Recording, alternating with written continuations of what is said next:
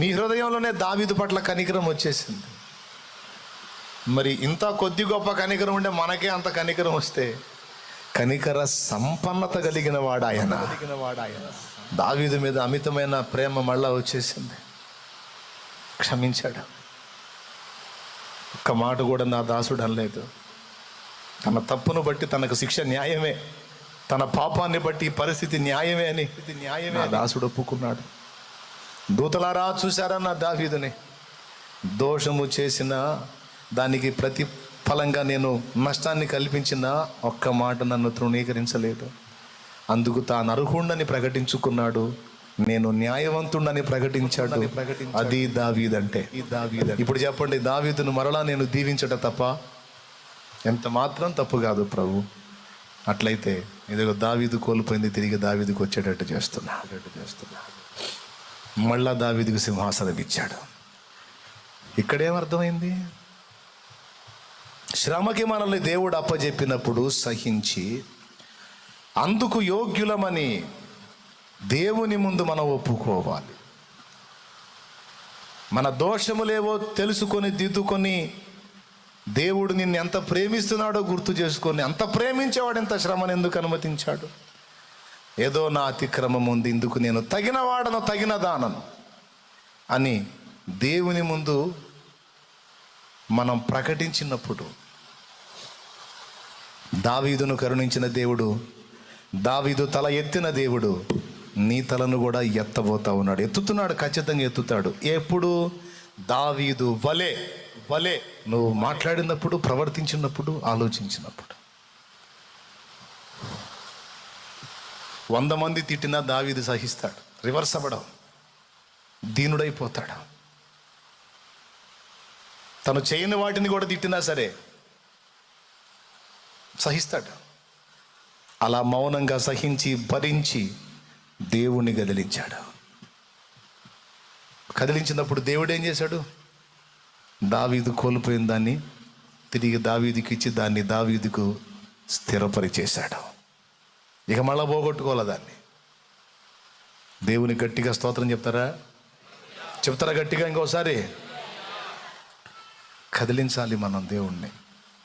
కొన్నిసార్లు అవతలి వాళ్ళు మనల్ని మాటలు అంటున్నప్పుడు పడం, రివర్స్ అవుతాం, అంటాం.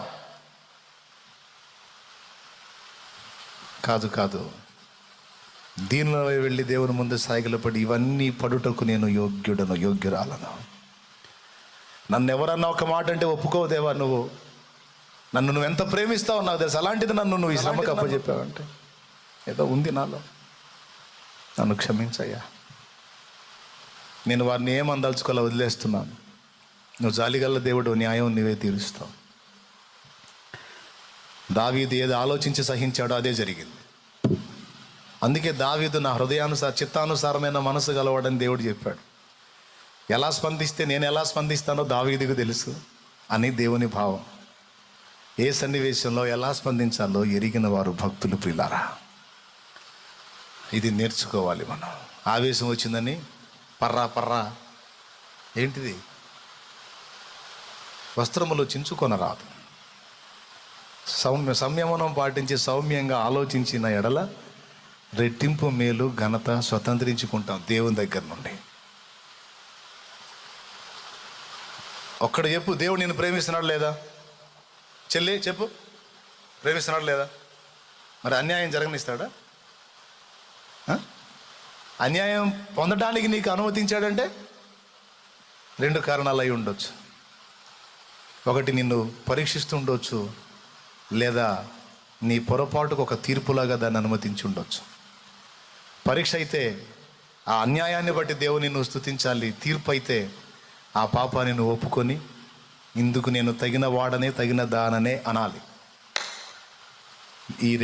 ఈ రెండు ప్రవర్తనలను బట్టి దేవుని కనికరం మన మీదకి వచ్చింది. అప్పుడు కృప చూపుతాడు. ఒక్కటే గుర్తుపెట్టుకో, దేవుడు నిన్ను ప్రాణం కంటే ఎక్కువగా ప్రేమిస్తున్నాడు. నేను చెబుతున్నా, ఎంతమందిలో నన్ను ప్రేమిస్తాడా అనొద్దు. నువ్వు కోట్ల మంది ఉన్నా సరే నువ్వు తెలుసు ఆయనకి. ఏమాత్రం తెలుసు అంటే ఏదో శాలే మనకు తెలిసినట్టు హాయ్ బాయ్ కాదు, చాలా లోతుగా తెలుసు. ఎంత తెలుసు అంటే రోజు దువ్వుకుంటావు, తల తెగ దువ్వుకుంటావు, కొంచెం కూడా చెరగనియ్యవు. ఒక్క లెక్క చెప్పు, ఎన్నో ఉన్నాయి నెత్తి మీద వెంట్రుకలు?